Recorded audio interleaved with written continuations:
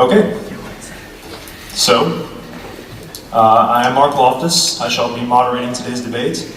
As many of you may know, I am the primary news anchor for this year's KSBS News Crew. Today you will see a myriad of views and ideas.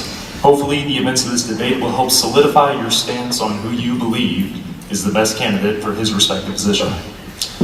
Due to the events of last night, there is now a third party running. This should help breathe new air into the political sportsmanship that is debate. And without further ado, I shall introduce tonight's contenders. For the Nationalist Party, Patrick Bircher is running for governor.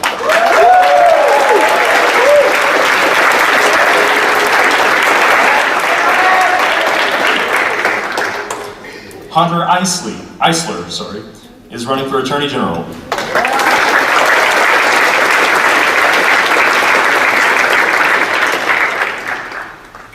Adam Kropf is running for Commissioner of Insurance.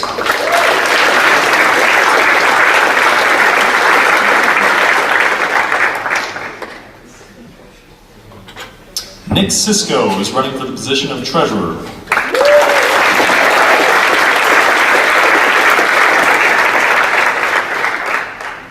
Oh, is this right? Amr Uden is running for Secretary of State.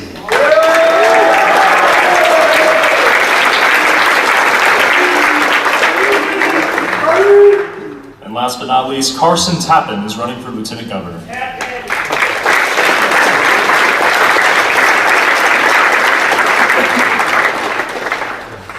And now for the Federalist Party, Grant Daly is running for governor.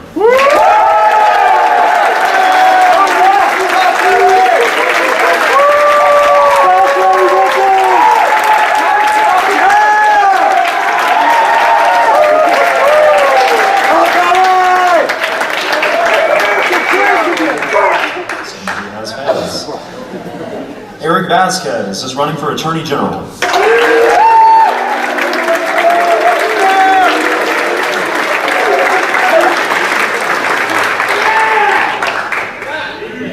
Mason Schartz is running for Commissioner of Insurance.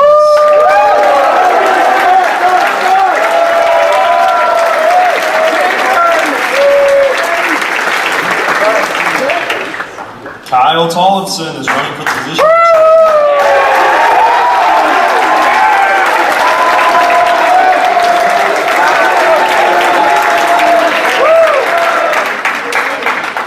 Colin Lucas is running for Secretary of State.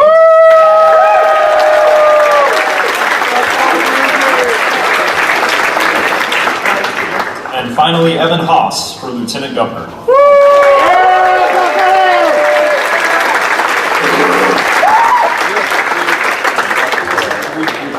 And now the candidates for the newly formed Independent Party. Matt LaMunyon for Governor.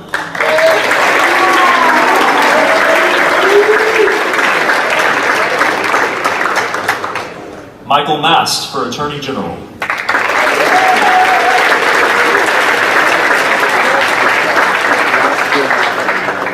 Max Erickson for Commissioner of Insurance.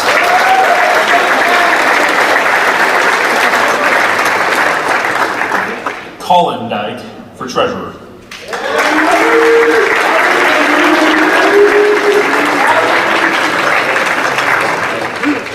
Lucas Marawi for Secretary of State.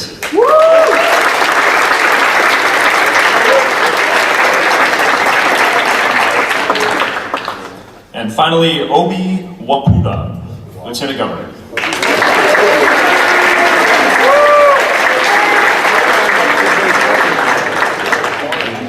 Each candidate will get 1 minute to respond to each question posed. Then the other two candidates will have 30 seconds to rebuttal. The closing remarks will be allotted 1.5 minutes. Let's get the show on the road. You're in front of everybody. No pressure.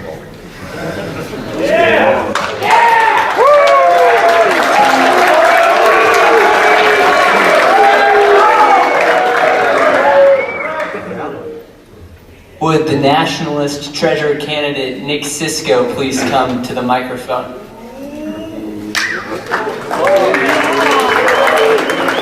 Test. We're good. All right.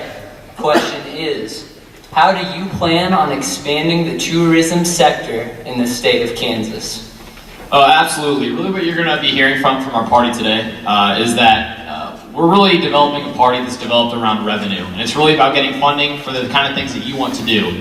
As a treasurer, I don't really have the ability to create legislation to create particular tourism attractions. What I can absolutely guarantee is that we're going to have the funding capable of investing in those tourist attractions. We're going to do things like have a graduated income tax. We're going to also invest in businesses with tax exemptions. We're going to have welfare reform, making the cuts where we need to. We're going to have prison structure reform. We're going to legalize marijuana. We're going to have revenue coming in all forms in a way that's going to allow us to invest in tourism and in other things too, education, the things that you guys want to do. All the awesome things I've seen in the legislation, some of the more concerning things I've seen in the legislation. But yeah, we're going to have the ability to do that as we go nationalists today. Thank you.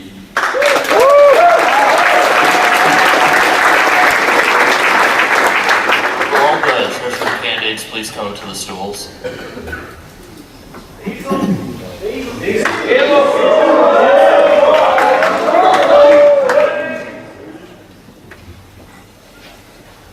It's now time for the 30-second rebuttals. We'll start with the independent party.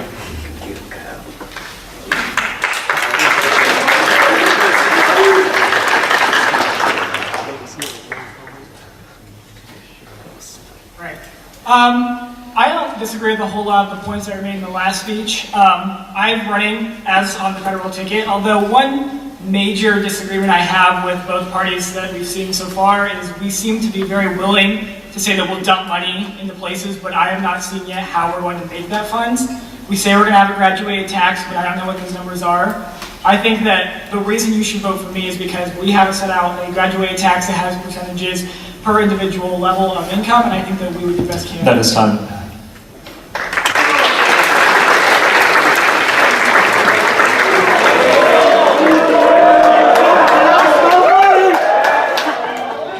All right, so the question posed here was about tourism. Now, when you think of Kansas, you don't think of, all of the beautiful oceans that we have to bring people here, because we don't. But there are definitely things in our state that we can improve to bring people in, to increase revenue. Like he said, we are all talking about just dumping money here and there are places that, as the treasurer, I will fiscally and responsibly improve.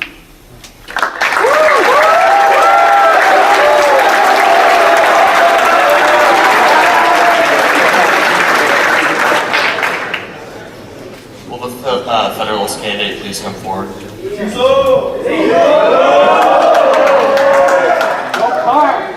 How do you plan on allocating funds for your proposed budget reform plan? And what is your explanation for why it is more effective than your opponents? See, we all know that state budget funds come from taxes. We all know that. On the Federalist platform, we plan on running a good tax on property to bring in money that's going to fund our schools. That's a big ticket issue right now. And so we already have our tax plan in place for when we are in office. So we are already that far along and know how we're going to fund these things, like our schools and all of our industries and agricultural sectors. Thank you.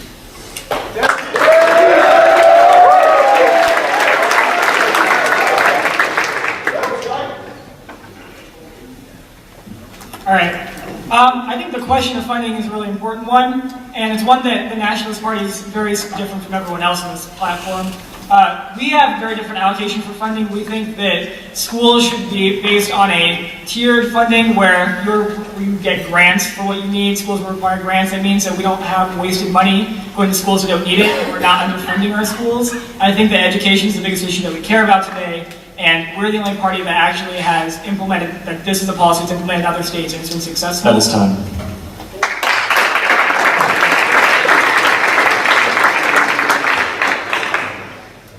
Yeah, in terms of funding, we have a graduated income tax, and we have all of these reforms through prison structure, through welfare that we can get into more specifically later on as we go. But in terms of education, as they brought up, I've actually been supported by the Education First Association. I've been supported by the Department of Education. I can say that I have the best plan for funding education and investing in education. That's one of the hot ticket issues, obviously. And I guess I'm out of time, but education is obviously a priority.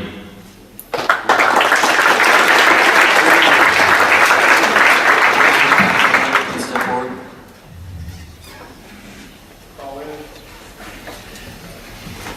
Would the countries of Iceland and Denmark all pay relatively high income tax rates with 46% and 55.8% respectively, while the U.S. pays on average 39%? How do you plan to bring universal health care in Kansas without raising the tax rate to an absurdly high level? I think that's an awesome question. As I ran during the primaries, I advocated for free universalized healthcare.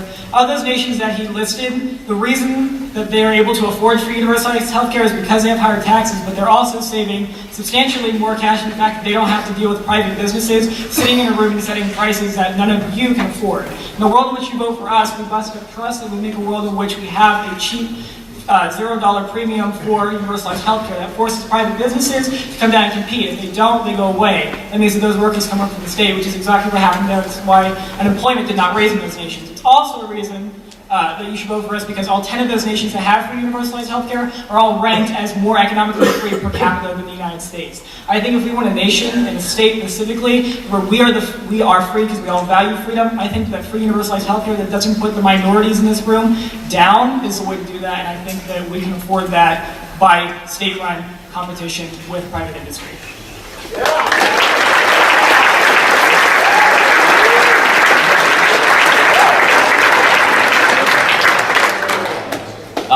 Well, first to answer your question, we will not be having a very high graduated income tax because we don't plan on implementing universal health care.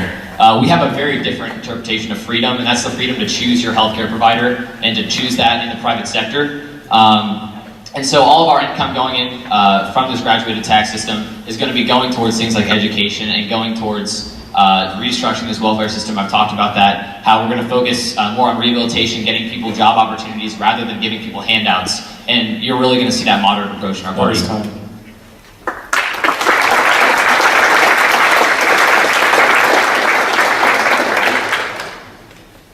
All right, so obviously healthcare is important because if you can't stay healthy, you can't contribute to your state and contribute to the economy.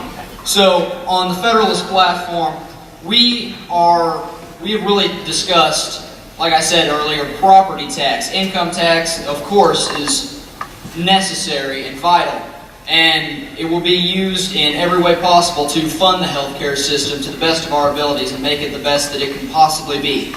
And in order That's time. Thank you.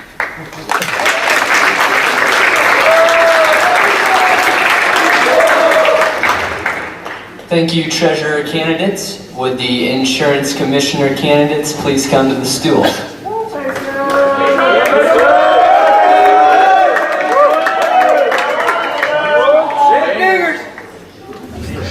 The first question will go to the Federalist Party.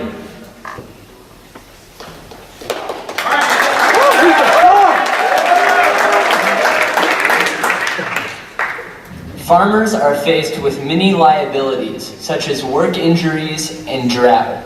How can you reduce these liabilities for Kansas farmers?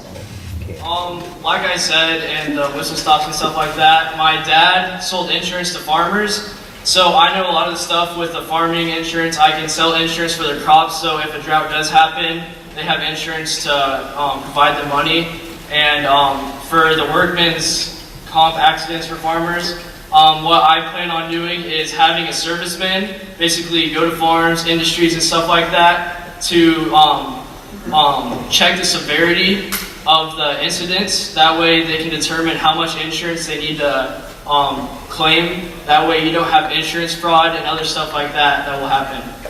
Thank you for your time.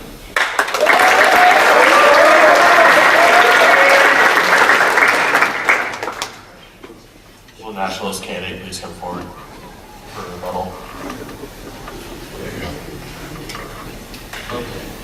To have less insurance, and insurance is an amazing thing. It's used for farmers and everyone, but to really make sure we're not overspending, we need to have classes to make sure no one gets hurt on these farms.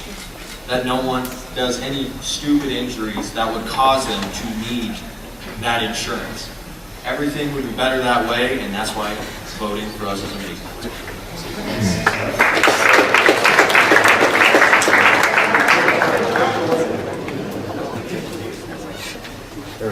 Okay, so I honestly agree that we should provide farmers insurance and that we should try and make sure our farmers are healthy and working.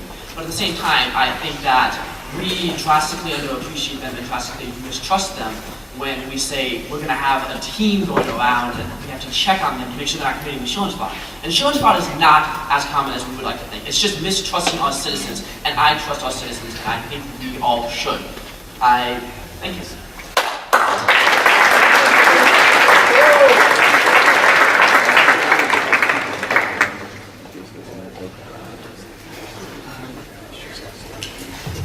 Will the independent candidate please step forward?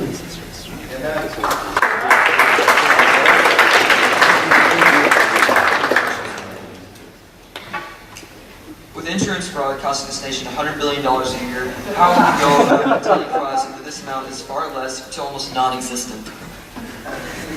Well, absolutely. I think insurance fraud. Okay, when I say insurance fraud is not as common as we all think, I'm saying insurance fraud is a select few people. It's not every single person that is doing it. So when we have to take care of insurance fraud, I think we just make sure that the people are applying in the first place are genuine, not just having to double check consistently. And when we double check and just make sure,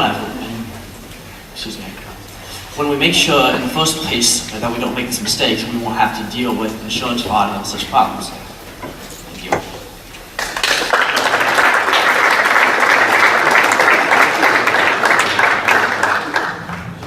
Nationalist candidate, please step forward for rebuttal.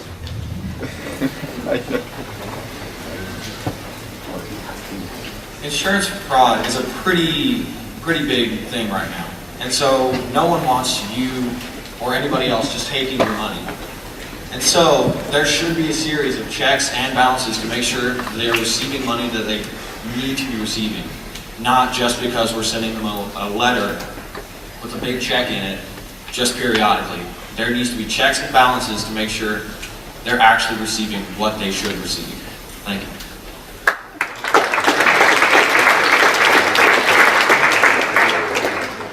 Okay, so what I would do to try to limit the fraud happening, that way you don't have to send servicemen out, is I would strengthen the punishment of fraud. That way more people are less likely to commit fraud. And how I will do that is I will work with the Supreme Court and the judicial branch to make that happen.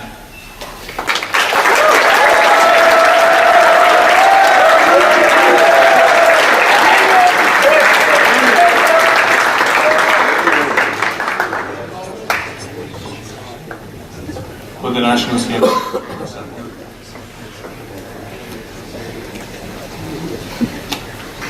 How would you go about protecting elderly from insurance fraud?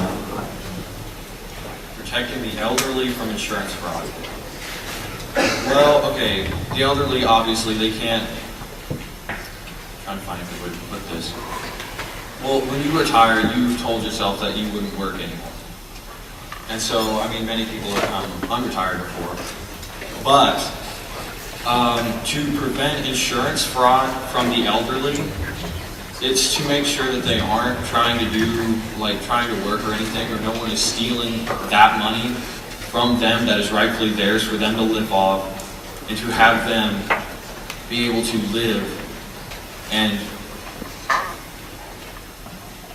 just to make a life while you're retired and not having a gradual income. Thank you.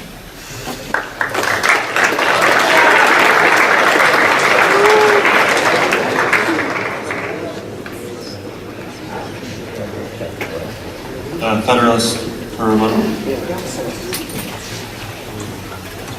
My idea for limiting the elderly insurance fraud would be to do something like, when they claim for insurance, have a proof like a medical form or something that shows the injury or the accident that happened to you. That way you know that the accident is legitimate. That way you don't have fraud.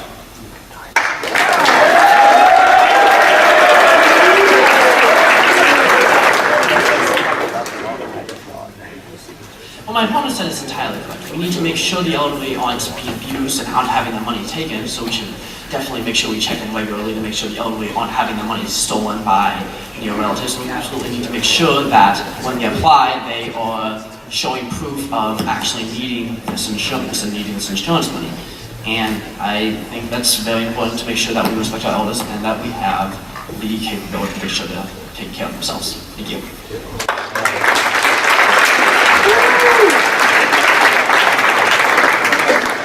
Thank you, Insurance Commissioner candidates. Would the Attorney General candidates please come to the stage?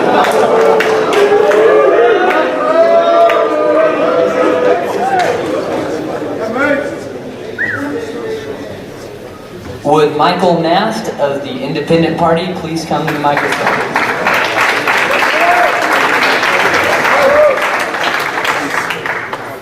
What are your views on the transgender rights issues, and do you have plans to increase the rights of their community, such as public restroom laws? Yes, absolutely. That is a major concern here with the Independent Party, not only just for the LGBT, but for all minorities. Especially with the bathroom issue. One of the things that we have been looking into when dealing with bathrooms is adopting a more European style. This completely gets rid of the bathroom situation. In Europe, there isn't a gender-specific bathroom. There is a bathroom. But when you go into the bathroom, you have your own specific stall. It's more private.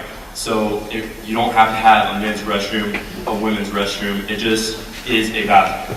And I think that it is very important to provide protection, not only for the LGBTs, but for all the minorities, and for anybody seeking religious freedom, anybody seeking to practice something that might not be seen as a popular thing.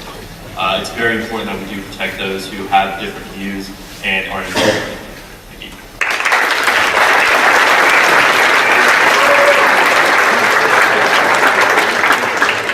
Nationalist Party, you have a 30-second rebuttal. Hi, everybody. I think it's extremely important that we protect civil liberties of minorities and like Michael said, of LGBTQ members of that community. I think that addressing the problem in the first place is that it originated in North Carolina. So they basically made it an issue. And I think that we need to make sure that we make it not an issue, that we need to protect their civil liberties of transgender people. I think if you identify as a female and you actively are that gender identity, you should be able to use that restroom. I think that makes logical sense. Thank you.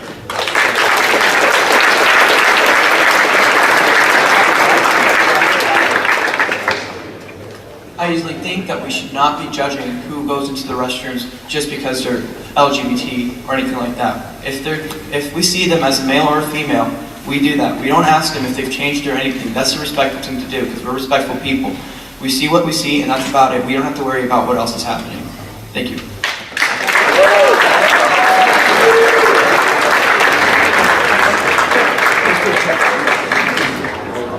Okay, will the nationalist candidate please come to the microphone?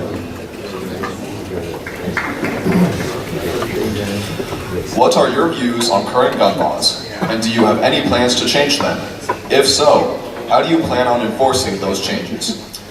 The gun control issue is one that's really near and dear to my heart. I understand currently that there's a bill going through the Senate right now that addresses gun control. It has state-mandated background checks and a possible 10-day waiting period, and it also has state-mandated safety classes and licensing, and I think that's something that most certainly has my support.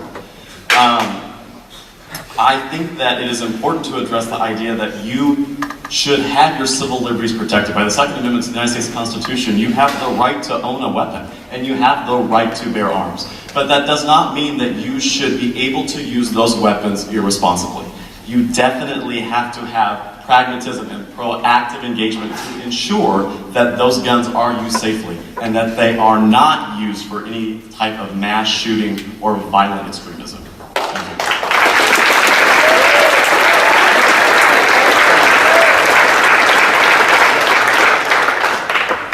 The Federalist candidate has a 30-second rebuttal. So going back to what our nationalist attorney general said, yes, we can have, we don't we can have those limitations set on them, but we need to be sure that we're not asking too much, because it's gun control, yes, but we want to be able to have a gun. We don't want to discourage people away from owning a gun, but what we do want to discourage is having dangerous people out there with guns. So what we can have is psychological screenings and other tests before you buy a gun to make sure that we're all safe.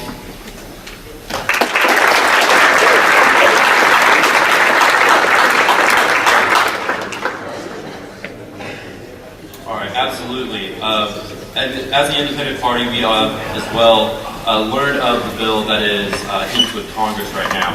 And we agree wholeheartedly with that bill that there does need to be a certain check, that total gun control isn't the right answer, but having it free range isn't right either. There has to be some sort of check, some sort of limitation to make sure that while guns are still going to be out there, we're still safe as a community.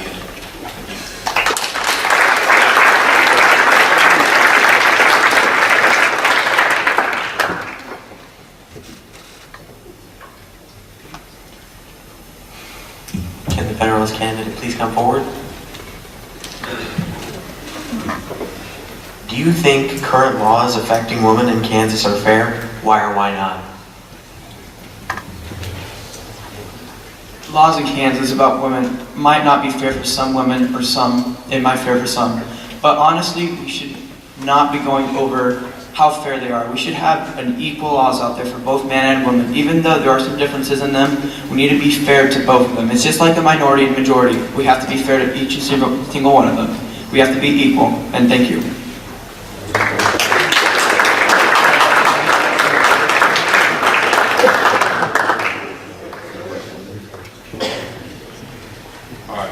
Regarding the laws, I think that this is a common flaw in today's society. That regarding women in Kansas, regarding the minorities here at Boise State, it shouldn't have to be a law for you to respect that other person, whether they're a woman, whether they're a minority, whether they think differently than you.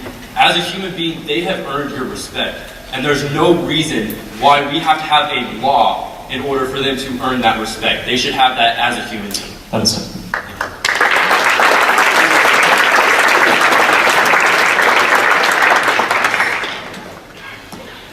I would agree with both of those points, but I'd like to add something a little bit different. I think that it would be, and it should be, the role of government to ensure that all are equal under the eyes of the law. And I think that it would be necessary to have legislation in place to ensure that those minorities or other genders are protected under the eyes of the law and under the eyes of justice. It is not only a respect issue, but also a legal one. Thank you.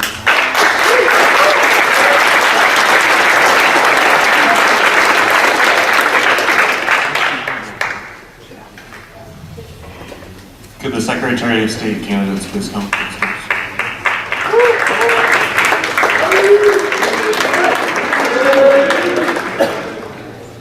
First Love, the National List candidate, come forward.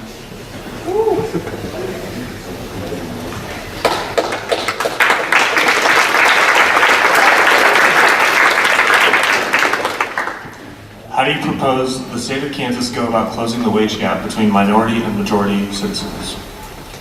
So in the status quo, there's political disenfranchisement all across the board. There's structurally 29% Democrats and roughly 19-21% of Republicans who simply do not have a say in state government process. Now, specifically under my administration, I'd like to implement a rundown voting system which allows for minority candidates as well as minority citizens to have a bigger say inside the government process. This allows for ranking of their candidates so everyone have a political say, as well as directly addressing what is happening inside the status quo by discriminatory laws such as voting registration for Hispanic citizens is at 15 days, but for English-speaking citizens it's 21 days. Now, there's blatant under-the-table discriminatory laws that are in practice with voting rights, but it allows for down-voting systems. It allows for everyone to have political mobility and boost up the amount of minorities who are inside the Democratic as well as the Republican parties to have political agency to make pragmatic change. Thank you.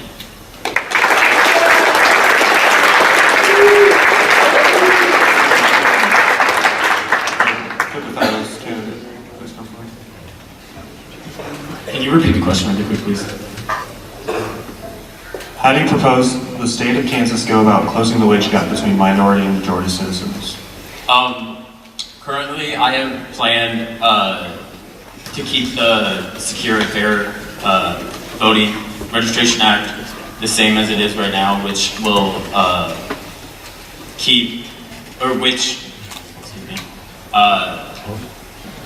it allows people to register with the proof of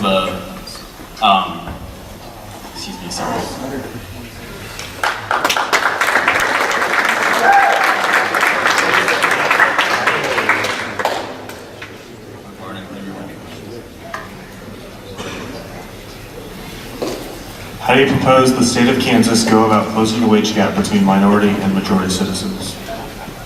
Well, in order to close the wage gap, we would need economic reform within Kansas. I would introduce legislation that would allow the bureaucratic government of Kansas to lower down its regulations and allow for new businesses to move in to accommodate the new draft I'm going to be putting in. So essentially, I just want an economic boom through legislation I'll be drafting. Thank you.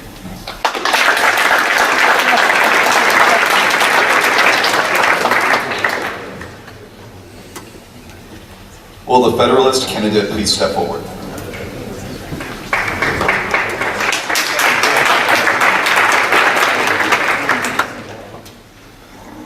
How do you think Kansas should change how they acquire energy? And in what ways should the state go about doing so? I believe that the state of Kansas needs to invest in clean energy, but at an acceptable rate where we still fund oil and gasoline companies, but we need to push for clean energy.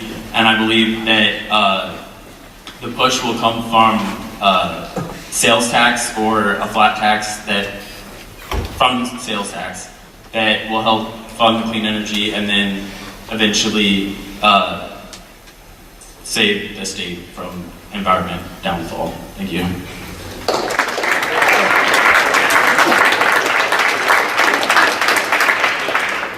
The independent candidate has a 30-second rebuttal.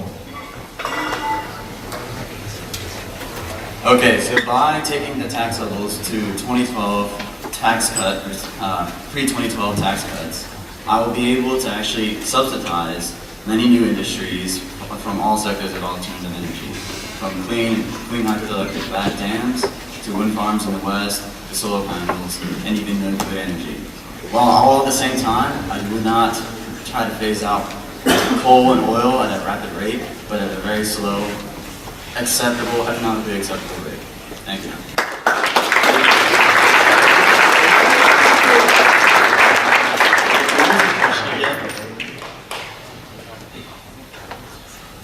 How do you think Kansas should change how they acquire energy? And in what ways should the state go about doing so?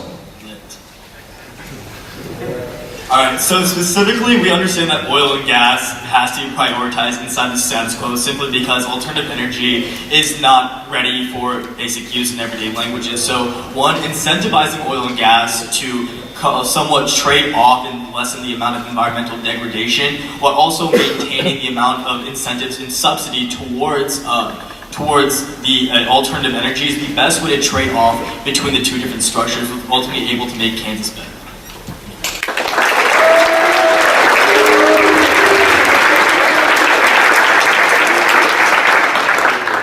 Will the independent candidate please come to the stand? How do you plan to curtail the amount of incarcerations of violent and non-violent offenders in the state of Kansas? Well, the reason there is a mass incarceration rate within the state of Kansas is that we have a pointless war on drugs.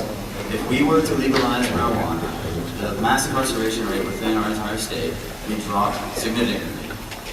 And the people who have been convicted of such crimes would no longer be convicted of those crimes ever again. It's simple that we just need to propose legalization of marijuana in order to reduce the amount of mass incarceration. And people will no longer be convicted of a petty crime such as having a couple ounces of weed anymore.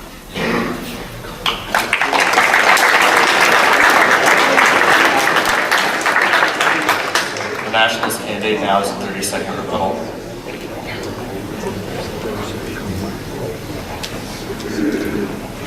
So I'm not really sure who carries around like a couple ounces of weed in their pockets, but structurally what the entire platform of the Nationalist Party is about is decriminalizing marijuana at its finest point, but I also understand that the Senate has already passed legislation decriminalizing, even making it legal inside the system. So specifically it would lead towards the Attorney General and other like Supreme Court precedents to say that we will not incarcerate as well as pardon people who've already been incarcerated by like medicinal marijuana or even other such drugs as like classes of substances.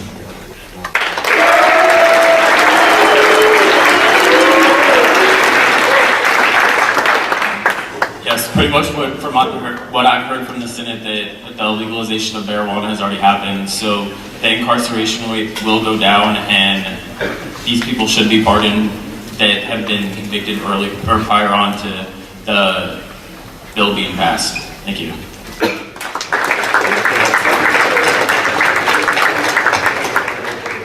Will the Lieutenant Governor candidates please step to the stools?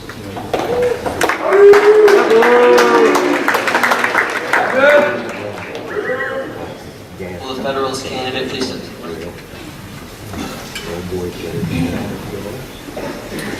How do you plan on bringing new jobs and businesses to Kansas? I'm glad you asked me this question. I think the best way to bring jobs is putting money in the hands of the consumers and the businessmen for them to spend and create and invest. I believe in Reaganomics, the trickle-down economic theory. I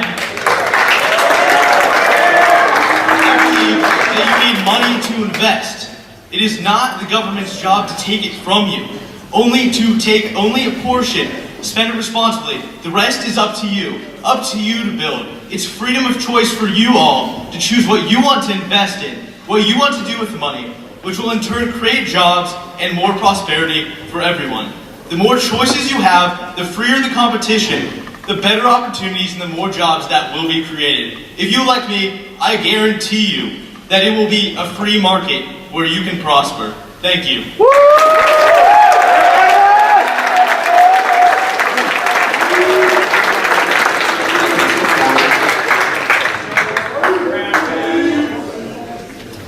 All right, we have a lot of Reagan fans here today.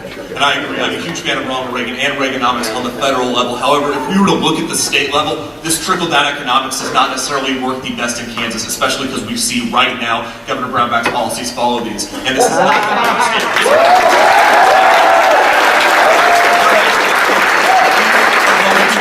small business differently. We are going to put money in the hands, incentives in the small businesses that have employees, multiple employees, to give the money back in the hands of the employees. Thank you.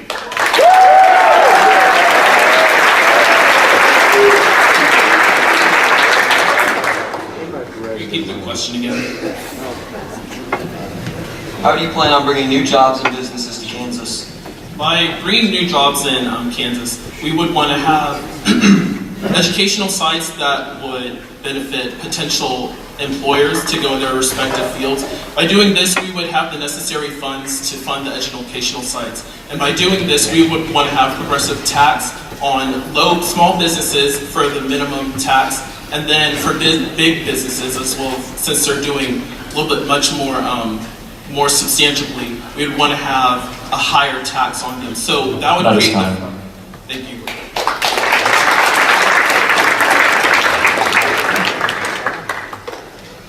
Would the independent candidate please step forward?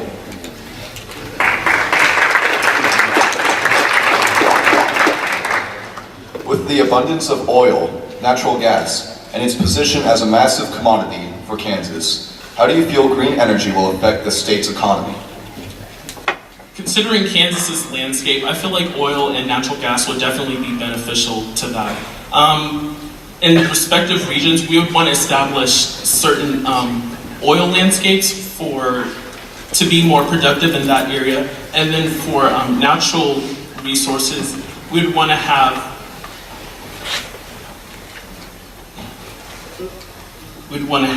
establish those in more effective places as well to have an overall better outlook for the controversial problem there. Thank you.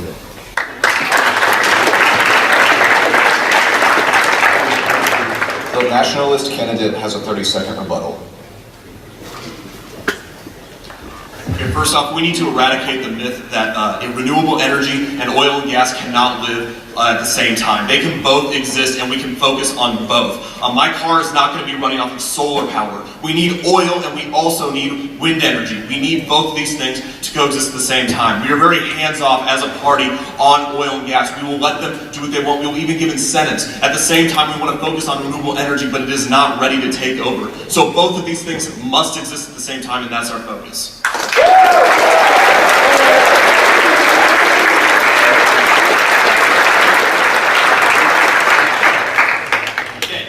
I drive a truck. I love oil and gas just as much as the next guy in here. I think it is a fantastic form of energy, but I believe in the gradual transition that should happen naturally once the green energy becomes competitive in the market.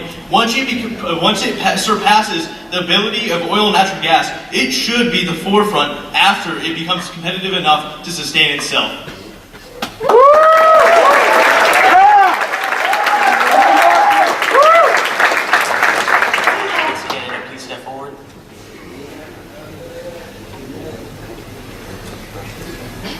What are your views on the legislature of cannabis? If legalized, in what ways would it affect the state?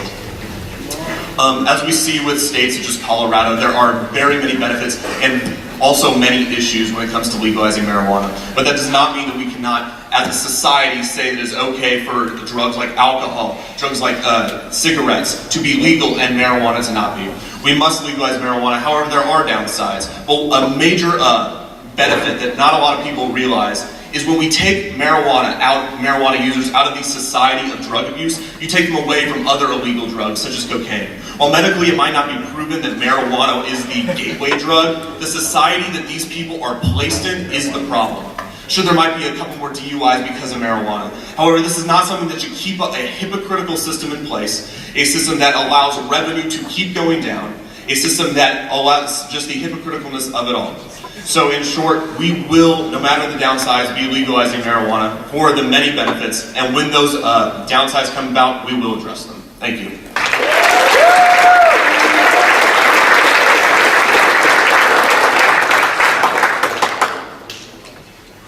Whether you like it or not, weed seems like it's going to be legalized, which is a beneficial thing to our tax revenues. This will increase the amount of money we have to spend on our education and other beneficial funds that we can put to rehabilitating others in the community. It is not a bad thing to have weed. It just needs to be done in the correct way that protects all of the citizens and allows for our economy to continue to grow.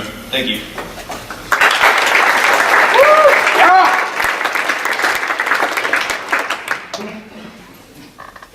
Legalizing marijuana has been a controversial subject. Of course it's going to benefit us, raising a lot of money through tax, but as well, also you have to look at the downside. Many religions are against that, and people with older traditions are also not going to be with that as well. But to see that in balance, of course we would want to have it be more efficient to us, meaning that we would want to have tax and to better our education system and other funds needed to be in Kansas as well. So, yes.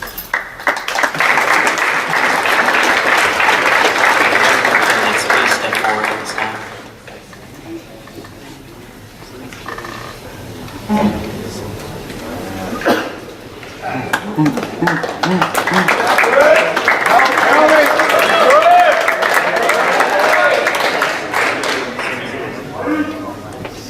Could the Federalist candidate please step forward?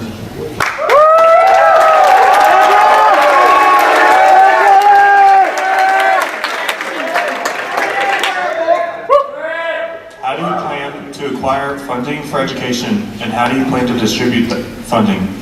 So I'm going to hit this in a two-part answer. First off, I've already discussed this with the oil and gas super PAC and the education first PAC. We're going to tax oil as soon as it's pumped out of the ground. And the reason I got the PAC to and the educational PAC to agree to this is because half of that money is going to go towards the educational system. We're going to try to support a state university and to develop one that will not only create jobs, but better our economy in the long run.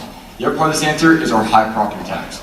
Now, many of you are not going to like this high property tax. I'm going to be straightforward with you. We need money in Kansas right now. Now, you can say that for the real Kansas, and you can say that for our simulation of Kansas here. Now, our property tax is going to be high, but in turn, our income tax and sales tax is going to be low. From this property tax, we're going to devote a hefty amount of money towards education. Education is important. As high schoolers in here, we all know how valuable it is and how important it is for substantial and improved life. Thank you.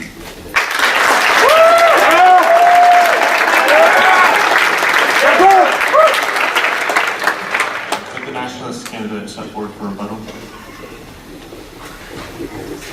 So there are a few ways that we are going to reform and build our education system. The first is bring the base state aid per pupil level back to pre-recession levels. This is the metric that states use when gaining funding from the state, and then the actual Kansas right now, it's at about $3,700 per 100 students, which we know is awful. Under the nationalist government, we are going to bring that level back up to over $4,500 through a tax on marijuana, through a tax on income, and through the allocation of state budget funds.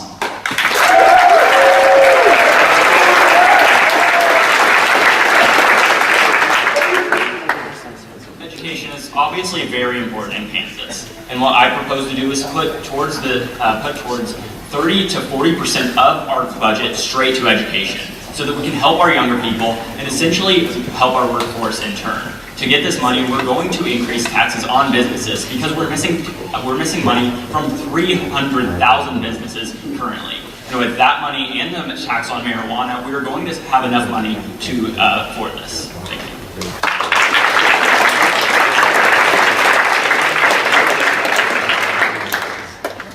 Will the nationalist candidate please come forward?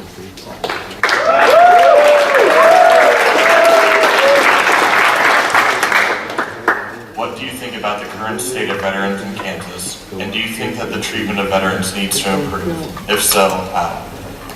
I think that the veterans of the state of Kansas are extremely vital to our society and our culture, and I think that it should be our job as a government to foster a society and a state in which we honor those veterans and in which we aid them in any way possible. This is going to look like, from a policy standpoint, things like increasing current funding to administrations like the Veterans Administration, ensuring that all veterans are not off the streets, are not homeless or jobless, through welfare reforms and through job training in the welfare market, and doing things like fostering good respect towards our veterans and making sure that the youth of today understand that those veterans that are saving their lives, those veterans that are fighting for our country, are some of the greatest people in our state, and it is our job as a government to truly make sure that they are taken care of and that they can actually get adequate funds and adequate living. Thank you.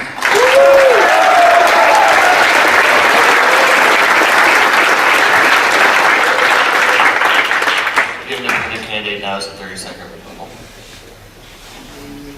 Obviously, veterans play a large part in our world, and to show them our respect, we need to show them that we will also do anything for them. For this, we propose a universal health care plan, at least for veterans. Obviously, many come back suffering from many different types of injuries or mental issues, and to support them, they need to be able to not be in debt, thanks to the issues that they had over in other types of wars and other environments. And if we really want to help them, we need to help them in all ways possible, not just with their money and with their jobs. That is time.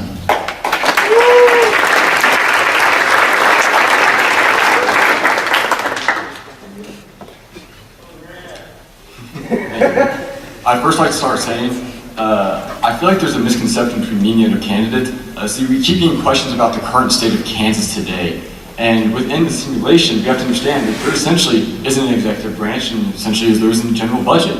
So not only can we not really assess the general state of how Kansas is today, because there simply isn't one.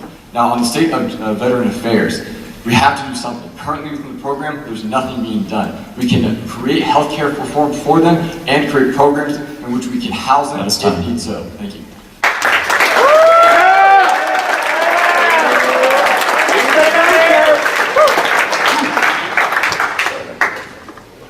What is your tax plan for Kansas, and how will it benefit the state? Our current proposed tax plan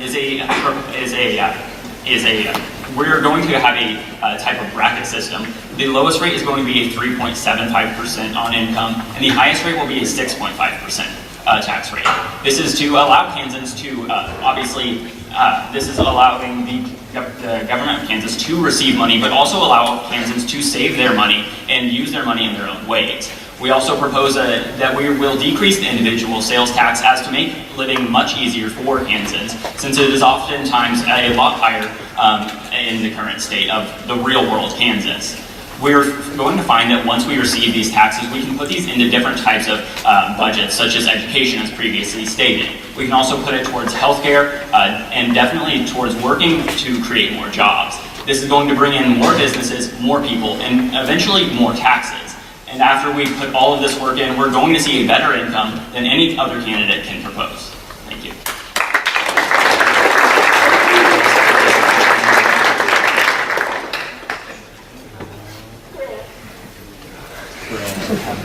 Now, the Federalist Party in this regard has been proactive. Not only have we already developed a tax program, we've already suggested it to the Senate. And I can assure you that no other party here has done that. We've met with the Senate leaders and we've begun to discuss this. Now, as far as taxation goes, once again, I've been very straightforward with how our tax policy works. We have a very low consumption tax and very low income tax. We entirely need a higher property tax. But when you're voting today, you have to consider something very important. Now, both these parties are going to promise you a lot of things, and they're also going to promise lower taxation to get your vote. Now, remember who's been straightforward with you, who's been honest with you on all regards. Thank you.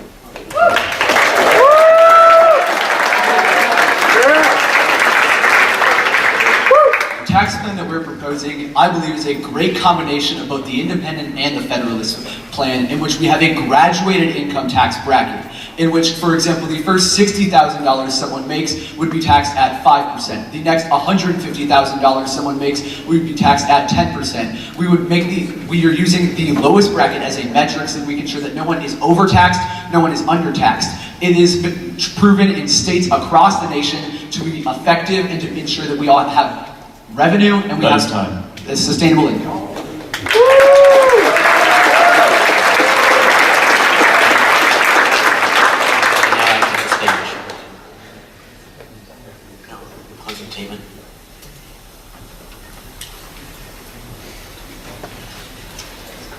Well, surprisingly, I made it this far, which honestly I didn't see coming. That was kind of a joke, but no. But in actuality, if given the opportunity to lead our great state, I have some massive, extraordinarily good plans that we can enact. I'll not only work with the legislative branch and the judicial branch, I will work with the other parties on this stage. It is important to have a bipartisan government. I assure you now that at least 3 of the justices that I would recommend to be on the Supreme Court would not come from our party. Now, this is due to a few reasons. The first of which, if I cannot withstand to be judged by my opponents, then who am I to judge them? Who am I to tell them that they're wrong? Moreover, we have to come together as a state. If we don't start coming together as a state now, then we're only going to fall greater into a pit that we can't withstand. I'm going to talk more about our tax policy. It's important. It's important to know where your money is going and how it's being taken from you. Think to who's been specific about their tax policy. Anyone who's at the convention party last night or heard me in the primaries knows exactly what I'm going to do. They know exactly where I'm going to take from, and know exactly how I want to use it. Now, I'm going to be reasonable in this. I'm going to be reasonable because my property tax is going to be just high enough to give everything that I've said I'm going to give. Think about it.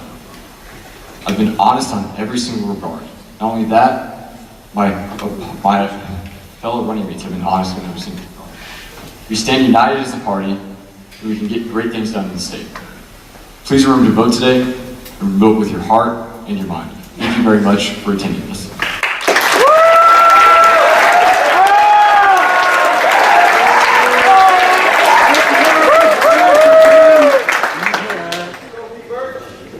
Grant just spoke a lot about bipartisanship, how both nationalists, federalists, and independents need to work together, and I very much agree with him. And what we need to see, and what I hope that you all have seen, is that there's only one candidate on this stage who actually has policies and systems in place that both federalists and nationalists can agree on. The plans and policies that I and my nationalist party candidates have proposed to you today are not simply liberal issues or conservative issues. They are the middle ground. We are the moderates in this race. When it comes to issues like tax policies, we have chosen our graduated bracket system that has proven time and time again in states across the nation to be successful, to have increased revenue, and to not overtax or undertax anyone.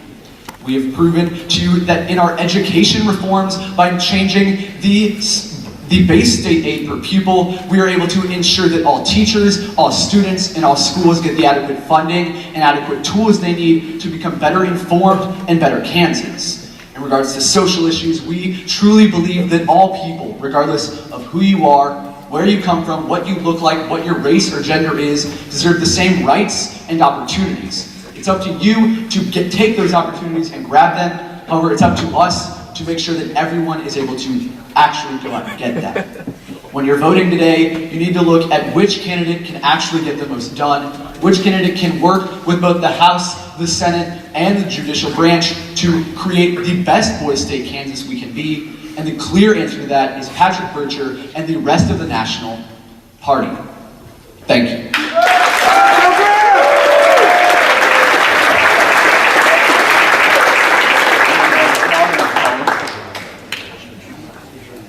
Though bipartisanship has been pretty important within the last two speeches, I think the correct term would be tripartisanship.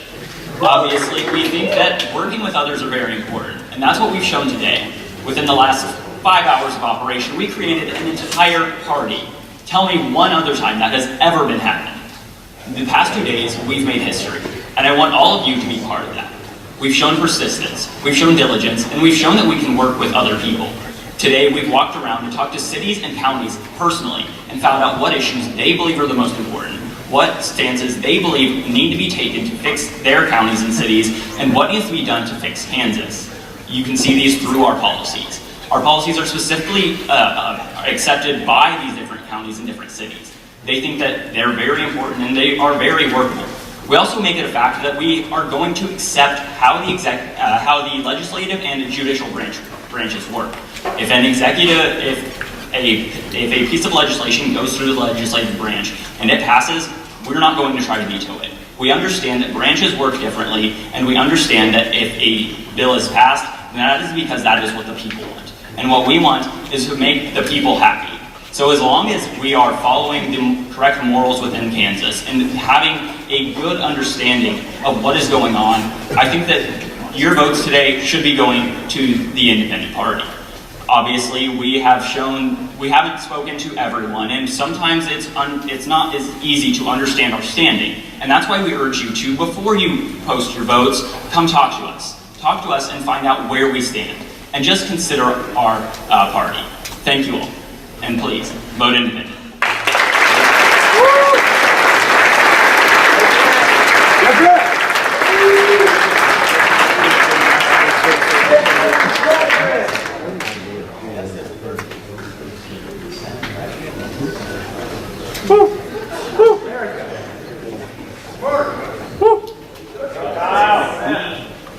We're out of questions then. Would you please take your seats back?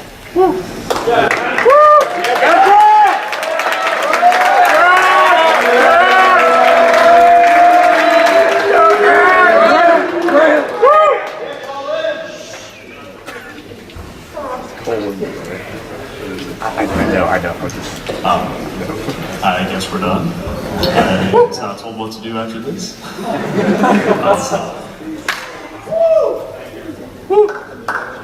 Thank you everybody for coming out. Thank you candidates for coming on stage and being respectful. Thank you audience for being civil during this time. Hope you all have a great day.